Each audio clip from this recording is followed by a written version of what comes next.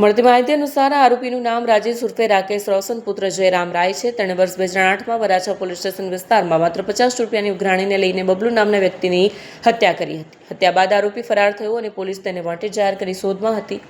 લાંબા સમય સુધી પોલીસને તેનો કોઈ સુરાગ મળ્યો ન હતો. આરોપી પોતાની ઓળખ છુપાવવા માટે ઝારખંડના દુમકા જિલ્લાના દુર્ગમ જંગલોમાં જઈને રહેતો હતો. સ્થાનિક આદિવાસીઓના વેશમાં જીવન વ્યતીત કરતો. તેને પોતાનો ચહેરો મોહરો એટલો બદલી નાખ્યો હતો કે તેને ઓળખવો મુશ્કેલ થઈ ગયો. જોકે વરાછા પોલીસની ખાસ ટીમને તેના છુપાયેલા હોવાની બાતમી મળતા ટીમે ઝારખંડમાં ધામો નાખ્યો. આખરે 7 દિવસની કડક વોચ અને કામગીરી બાદ પોલીસે આરોપીને ડુમકા જિલ્લાના જંગલ વિસ્તારમાંથી ઝડપી પાડ્યો.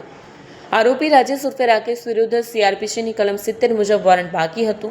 આ શોધખોળમાં પોલીસની મહેનત અને સમર્પણને કારણે 18 વર્ષ જૂના ગુનામાં પીડિત પરિવારને ન્યાય મળી શકશે તેવી આશા બંધાય છે.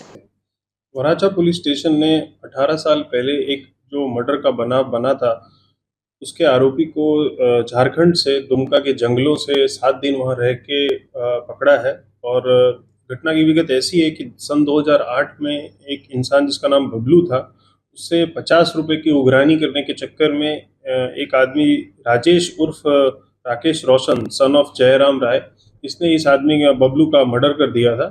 और ये 2008 से ही फरार था।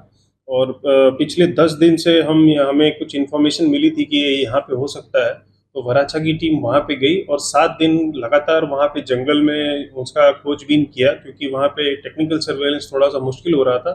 इसलिए वहाँ पे लोकल लोगों से हेल्प लेके और वेश पलटी करके वहाँ पे जंगलों में घूम के इस आदमी तक पहुँचा और इस आदमी को पकड़ के हम ले आए हैं।